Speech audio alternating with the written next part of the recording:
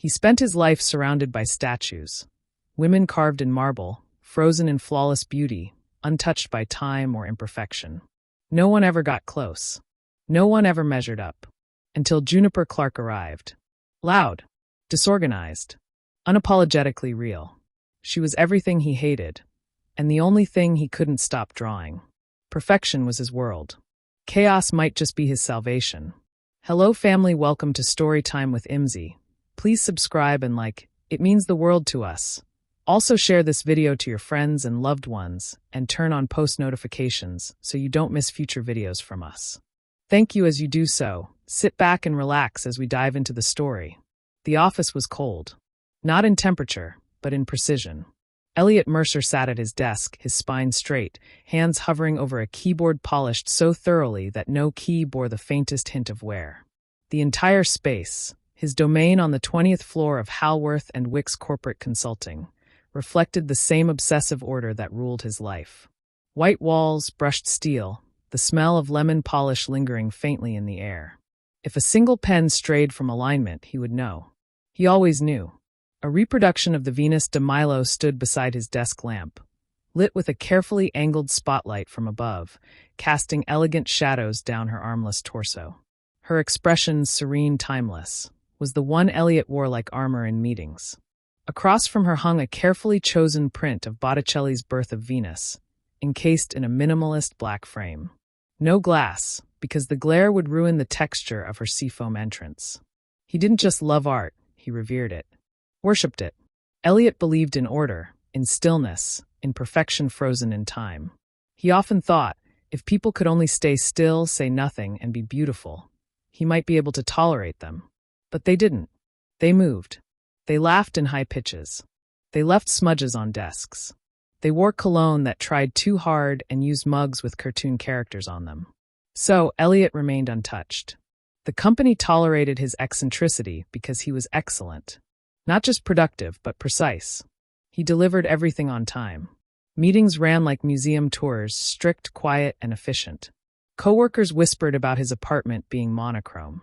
His closet was rumored to have nothing but pressed white shirts and charcoal suits. No one had ever been invited to confirm it. No one ever got close enough. He preferred sculptures. Paintings. Frozen scenes that would never disappoint him. Women in particular, haunting, immortal muses, untouchable in their silence. A raised eyebrow here, a delicate wrist extended there. Their beauty was curated, deliberate, complete. Unlike real women, real people. From the large window behind him, the city splayed out like a canvas. Glass towers catching the sunlight, streets below bustling with motion he could observe but never hear. He watched it sometimes between emails. Watched the people drift and dance below, his jaw clenched in subconscious critique. Too fast. Too loud. Too chaotic. Just then, a soft ping from his calendar pulled him back. 9:30 a.m., HR orientation, new intern. He frowned. Unnecessary. He'd already read the file. Juniper Clark. Liberal arts major, graduated with honors. A one-page summary with a passport-sized photo, blurry, if he remembered. Messy hair. Lopsided smile. Not the type for this office, he murmured, then glanced at his watch. 1 minute late. Unacceptable. He stood, adjusted his cufflinks with surgical precision, and stepped into the hallway. The scent of too sweet coffee and human presence, chatting, joking, cluttering, pressed in immediately. His jaw twitched. Even the elevator ding was too bright, too cheery. He hated the orientation days. Elliot didn't know it yet. Not really. But today would be the last day his world existed in perfect stillness. Because chaos, with a chipped nail polish and a backpack full of mismatched notebooks, was about to enter it.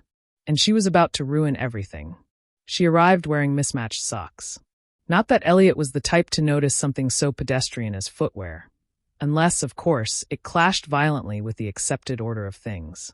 And Juniper Clark's entire existence, from her sunflower-patterned socks to her oversized cardigan shedding threads like a molting bird, was a walking offense against aesthetic structure.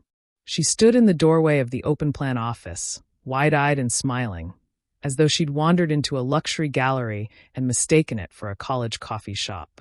Her lanyard hung slightly off-center. Her tote bag bulged awkwardly, paper sticking out like the tongues of dogs in a car window. Her hair, God, her hair, was a tangle of disobedient curls, caught in a loose bun that had clearly been tied without a mirror. Possibly without hands. Elliot looked up from his desk with the slow dread of a man watching a drink spill in slow motion onto ancient parchment. He said nothing. She waved. He blinked. "Hi," she chirped, and the sound cut through the room like a fluorescent light buzzing into silence. "I'm Juniper." In turn, she extended her hand. Elliot stared at it. A pen rested between his fingers, motionless. "You're 3 minutes late," he said finally. "Am I?" She frowned, then checked the watch around her wrist, plastic pink cracked in the center. "Huh. Guess my bus lied." Her voice was too loud. Her smile too quick. She smelled like cinnamon gum and floral shampoo. Elliot could feel the shift in energy around her desk already. Papers set down without precision, a notebook dropped with a thud, her coat slung casually over the chair's back like it was an old friend instead of an extension of the workspace. He turned away and walked stiffly to his desk. The intern desk had been prepared for her. He'd insured it personally. Clean white desktop, fresh notepad, 3 sharpened pencils, 1 blue pen. A slim laptop sat in the center, flanked by symmetrical mouse and mousepad. Within 5 minutes, she had undone it. The pencils had rolled to the edge of the desk, one already on the floor. She'd pulled the pen apart and was tapping the spring against her lip while reading an email. The notepad was upside down. And dear God, she had taken off her shoes. "You can't work barefoot," Elliot said sharply from across the aisle.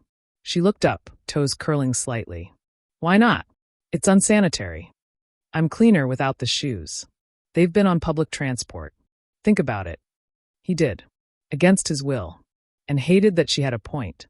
Juniper smiled again, wider this time, like a child who'd discovered a button and wanted to see what it did. He noticed a small freckle on her chin, a half smudge of eyeliner above her left eye. Nothing about her was symmetrical. Her cardigan was missing a button. Her name tag had a tiny sticker on it. Was that a mushroom? She sat cross-legged in her chair and began typing something, tongue poking out slightly in concentration. She was comfortable. Too comfortable. She didn't belong here, in this sterile place where everything gleamed and whispered. Her very presence felt like a fingerprint on wet paint. And yet, Elliot watched as a gust of laughter spread through the room. Juniper had said something, clearly funny, and now even Paul from finance was chuckling. Paul hadn't laughed in 6 years. Elliot kept track. A strange heat crept up Elliot's neck. He stared back at his screen. The Venus de Milo stared at him with her blank marble calm. Control the environment, control the outcome. That was his mantra. It had always worked. But Juniper Clark was an anomaly. A flawed, loud, unfiltered element that didn't fit any frame. And Elliot Mercer, who had spent his entire adult life perfecting his gallery of order, had just been handed his first living exhibit. And it was already knocking over pedestals. By the end of her first week, Elliot had an entire mental catalog of Juniper Clark's offenses. There was the time she spilled coffee on her own keyboard and dried it with a post-it note. The time she laughed, loudly, unapologetically, during a silent Zoom meeting. The time she tried to rearrange her monitor using a stack of outdated budget reports instead of asking for a stand. Her desk now resembled a low-budget art installation on entropy. Cables tangled like seaweed, a coffee mug with a crack near the handle, highlighters everywhere, all uncapped like neon corpses. It wasn't just the clutter, it was the ease with which she lived in it. She existed like brushstrokes, broad, chaotic, and defiantly unerasable. Elliot, meanwhile, was unraveling. He found himself adjusting the blinds 3 times a day to block her reflection from appearing in the window. He brought noise-canceling earbuds. They did not work. Her voice pierced them like a violin in a library. But the worst part wasn't the clutter or the noise. It was the creeping, insidious curiosity. She was interesting. In the way an asymmetrical sculpture is interesting, unnerving, but impossible to ignore. He caught himself watching her doodle in the margins of her notes. Lopsided faces, birds with silly hats, trees that grew in sideways spirals. He wanted to tell her to stop wasting ink, but instead, he lingered longer than necessary at the printer, peeking. The sketches were nonsense. Whimsical. But something about the careless joy in them tugged at a part of him he didn't like to acknowledge. He overheard her talking about her weekend to a coworker. "I went to the flea market. Got a clock that doesn't work and a mirror that makes everyone look slightly taller. It's perfect." Elliot gritted his teeth. Nothing broken was perfect. That was the point. "You enjoy dysfunction," he muttered under his breath, not even meaning to speak aloud. She glanced up. "Sorry, what?"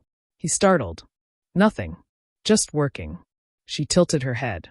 "You're always working. That's the point of being here. You ever think about how weird that is?" she said, twirling a pen like a baton. "Spending 5 days a week doing things you wouldn't do if you weren't getting paid?" Elliot stared. That's how work functions." Juniper smiled again.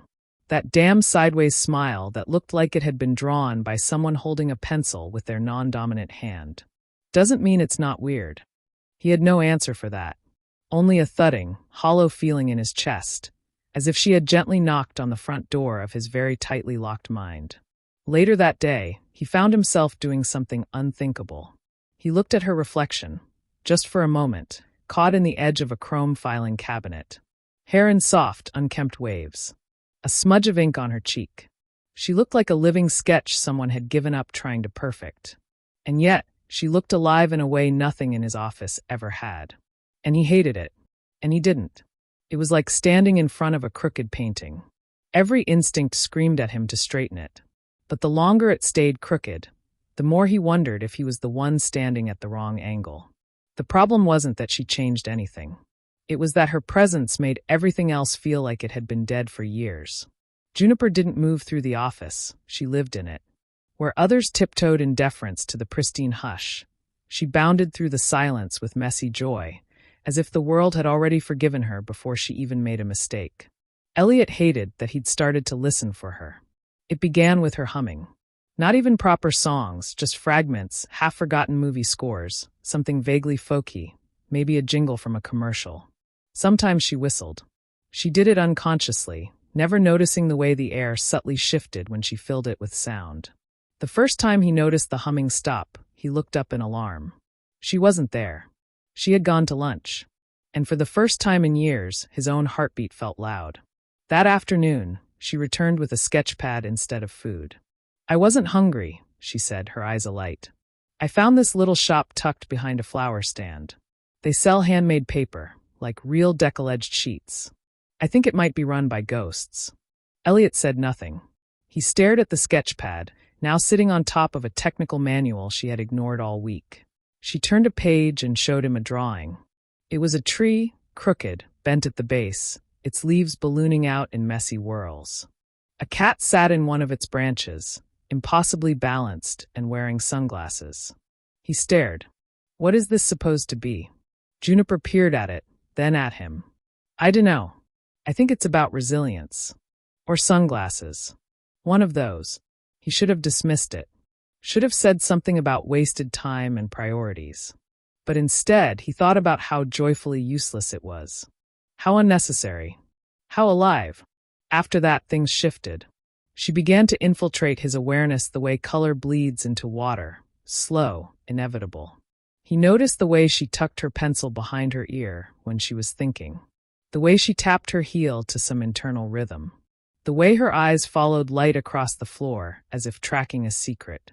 One morning she arrived late, hair still damp, cheeks flushed from running. "Sorry," she puffed, panting slightly. "Alarm didn't go off. Or I ignored it. Hard to tell." She smiled at him. And Elliot, who had once given a coworker a formal warning for clocking in 90 seconds behind schedule, said nothing. He didn't want her to apologize. He didn't want her to stop smiling. He was losing control. The Venus de Milo on his desk, once a comfort, now felt accusatory. Her blank eyes said nothing, but in their silence he heard judgment. "She doesn't belong here," the statue whispered. "She ruins the symmetry. She makes the perfect edges blur." And yet, he found himself wondering what Juniper would say if she could repaint Botticelli's Venus. Would she give her freckles? Let her hair be windblown, messy, unbrushed? Would she give her sunglasses too? He imagined it, and to his horror smiled. That night, He walked past a mirror in his apartment and paused. For the first time, he noticed how flat his own expression looked. How precise. How dull. He ran a hand over his hair, perfectly combed as always, and wondered what it would look like if he let it fall out of place. His pencil hovered over his sketchpad. He did not draw the Venus. He did not draw marble limbs or soft shoulders.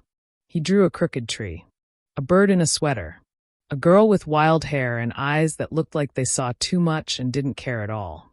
He didn't know what it meant, but for the first time, he didn't need it to mean anything. He just wanted to see what would happen if he kept drawing. It happened on a Tuesday, quietly. Juniper found the sketchbook. Elliot had left it, just for a moment, on the corner of his desk, spine tucked beneath a report, a carelessness he would never have allowed 6 months ago. But he'd been distracted. She had said something ridiculous about how fonts had personalities. Times New Roman is like a sad dad, Comic Sans is a drunk uncle, and Helvetica? Helvetica's a cult leader. And he'd laughed. Laughed. Out loud. It had unnerved him so much that he'd walked away from his desk, forgetting everything. When he returned, she was flipping through the pages. He froze in the doorway, blood thudding like a bass drum behind his eyes. She was sitting in his chair. Her knees were pulled up to her chest, one arm wrapped lazily around them, the other gently turning pages. Her brow was furrowed, not in mockery but in fascination. She looked like a child leafing through an ancient book of spells. These are. She looked up and blinked. Wow. Put that down. His voice came out sharper than intended, laced with something too brittle to be mistaken for mere annoyance. Juniper hesitated, then closed the book carefully and set it down. Sorry. I didn't mean to snoop. I didn't know you drew people. I don't. She tilted her head. These are people.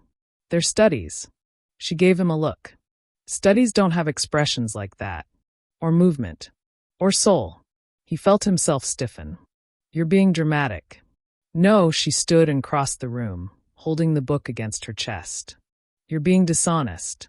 The words hung between them, heavier than they should have been. She pulled the sketchbook away from her chest, opened to a page, and held it out. This one, she said, is my favorite. He didn't need to look. He knew exactly which one it was. A woman, messy hair escaping in wild strands, shoulders hunched forward, her eyes not perfectly symmetrical, but wide and alive. One of her hands rested on a cluttered desk. The other reached off the page, like she was mid-gesture, about to say something that would make someone laugh. Juniper smiled at it. She looks real. All your statues are beautiful, but they're frozen. Cold. This. She tapped the page. This looks like it might get up and start dancing. He wanted to tell her she was wrong. That it was nothing. That it had no meaning. But all the denials calcified in his throat. Instead, he said, she wasn't supposed to look like you. Juniper blinked. Oh, I didn't say it was me. The silence that followed was full of weight, neither awkward nor comfortable, but something in between. Something true. She stepped back, suddenly shy. You're not angry, are you? He didn't answer. He looked at the statue on his desk, the Venus, her faceless beauty, her blank perfection. And then at the sketch in her hands. The one that breathed. The one that moved. The one that had her. No, he said at last. I'm not angry. She handed the sketchbook back. For once, she didn't smile. She just nodded and walked back to her desk. That night, the statue of Venus felt smaller, as though the light that had once made her divine had dimmed just slightly. Elliot sat with his sketchpad open, pencil hovering, but this time the lines wouldn't come. Because she wasn't there. He realized, with a slow horror, that he'd grown used to her humming. Used to the sound of her laughter through the walls. Used to the color she left in her wake like dust in a sunbeam. The sculpture of his world had begun to crack, and somehow he didn't want to fix it. The final month of Juniper's internship began like a whisper in the back of Elliot's mind. He told himself it didn't matter. Interns came and went. She was a disruption, not a fixture. A season, unruly and fleeting. Soon, things would return to their proper rhythm. His world would be quiet again. Orderly. Still. And yet, he found himself counting days. Her presence, once a relentless itch under his skin, had become something else. Not comfort, never that, but intrigue. Like a painting he still didn't quite understand, but couldn't stop looking at. Even when she wasn't speaking, the space around her felt active. She filled corners with her energy, left fingerprints on moments. Elliot caught himself watching her pack up one evening. She was folding papers into her bag, wrong way, wrong size, and humming some off-tune indie melody. Her cardigan was slipping off one shoulder again. Her curls had frizzed from the humidity, and he couldn't look away. She turned and caught his eye. Smiled. You ever stare at people and try to figure out what kind of tree they'd be? He blinked. No. She grinned. You'd be one of those perfectly symmetrical birches. Pale, tall, emotionally repressed. He blinked again. Is that supposed to be a compliment? She tilted her head. It's supposed to be true. Then she left, swinging her tote bag over one shoulder, the jingling keychains singing her retreat. Elliot stared after her, both insulted and strangely warmed. The next day, she was late again. 10 minutes. No apology. Instead, she slid a wrapped object onto his desk with a muttered, "Here." Elliot looked at it. Thin, flat. Paper covering a rigid square, taped at the back. He glanced up. What is this? Juniper shrugged. Something dumb. You don't have to keep it. He opened it slowly. Beneath the wrapping, a sketch. A portrait. Of him. But not the version he saw in the mirror each morning. Not the crisp, meticulous Elliot Mercer who fit inside glass walls and still lives. No, this was warmer. His hair was slightly tousled. His brow was furrowed in thought, but not in judgment. His collar was uneven, one cuff unbuttoned. His lips were caught mid-smirk, as if reacting to a private joke. It was not a perfect drawing, but it was alive. I didn't mean to draw you that way, Juniper said, voice quieter now. I just drew what I see when you're not paying attention to being you. He stared at it. You made me look messy. She smiled faintly. Yeah, that's the point. For a long moment, neither of them said anything. Elliot set the drawing gently against the base of his monitor. Not hidden away. Not rejected. Just there where he could see it. Where it could look back. Juniper blinked. You're keeping it? He didn't answer the question directly. Instead, he asked, what kind of tree would you be? She laughed. Oh, I'm a juniper bush, obviously. Wild, prickly, accidentally medicinal. He found himself smiling, really smiling, for the first time in, he couldn't remember how long. And just like that, the air between them changed. Not loudly, not dramatically, just a degree warmer. A bit softer at the edges. Like something beginning to bloom. It was raining on her second to last day. Not a heavy, cinematic rain. Just a slow, persistent drizzle that made the city blur behind the office windows, like watercolor left too long in the sun. The kind of weather that turned everything inward, mood, motion, memory. Elliot sat at his desk, the air around him damp and silent. The white noise of productivity hummed from nearby cubicles, but the rhythm felt off. Something was missing. Juniper hadn't come in. At 9:05, he told himself she was just late. At 9:30, he told himself it was nothing. At 10:15, he checked his inbox for the third time. Still nothing. Her desk was an unmade bed of paper and clutter, mug half full, scarf slung over her chair like a forgotten thought. He hated how empty it felt. How stagnant. Her chaos had never seemed so deliberate until it was frozen. He stood, something he never did without purpose, and crossed the space to her desk. His fingers hovered over the corner of one of her notebooks. He touched nothing, but he saw it all differently now. The sketches, the post-it notes full of jokes, the pen caps chewed through, and in the center of the mess, half buried under a schedule she had never followed, was the drawing she'd made of him. His hand moved before he could stop it. He picked it up. He held it. For a long time, he simply looked. There was something about the expression she had drawn. It didn't look like the man he tried to be. It looked like the one he didn't realize he already was. And in that small shift, a quiet truth broke open inside him. He didn't want her to leave. She returned just before noon, soaked to the knees, carrying a soggy brown paper bag and dripping onto the tile. Bus broke down. Walked the last mile. Got you a thing. Elliot rose from his chair before she even reached her desk. You didn't have to. Yeah, I did, she interrupted, pulling a lopsided container from the bag. It's that weird peanut pastry you said you liked once, and then immediately pretended you didn't. I don't remember that. Of course you don't. You were too busy pretending to be made of stone. She was shivering. Wet strands of hair clung to her cheek. Her nose was pink. She looked entirely out of place in the sleek chrome quiet of the office. She looked more alive than anything in it. And he couldn't do it. He couldn't go another day pretending he was fine with her absence. That her voice and her chaos and her accidental honesty weren't the most human, most vital things in this whole antiseptic building. He cleared his throat. Juniper. She blinked up at him. He hesitated. Then, what are you doing after tomorrow? She laughed softly. Oh, just crying into an unpaid resume and applying to jobs that pay an experience. He almost smiled. Almost. No, he said, stepping closer. I mean, what if you stayed? A pause. What? He swallowed. After your internship. I could talk to HR. We could figure something out. You're valuable here. She looked at him like he'd grown an extra head. I've done almost nothing useful.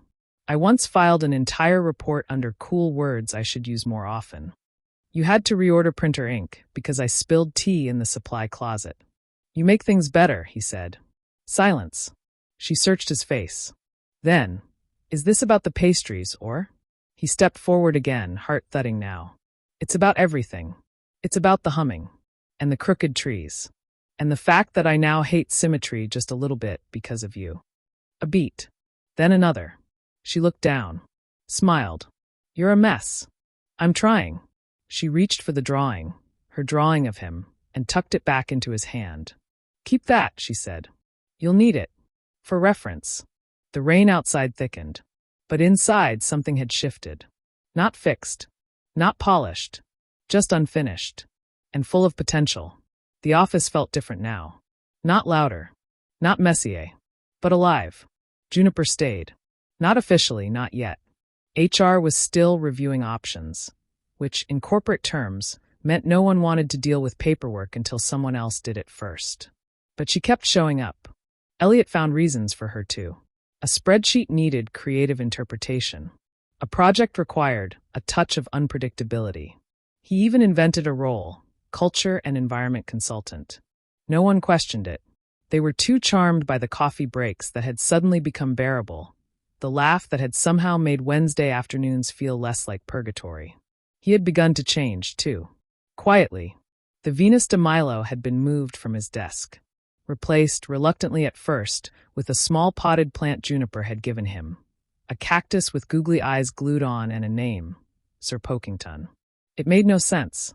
And yet it made the desk feel inhabited.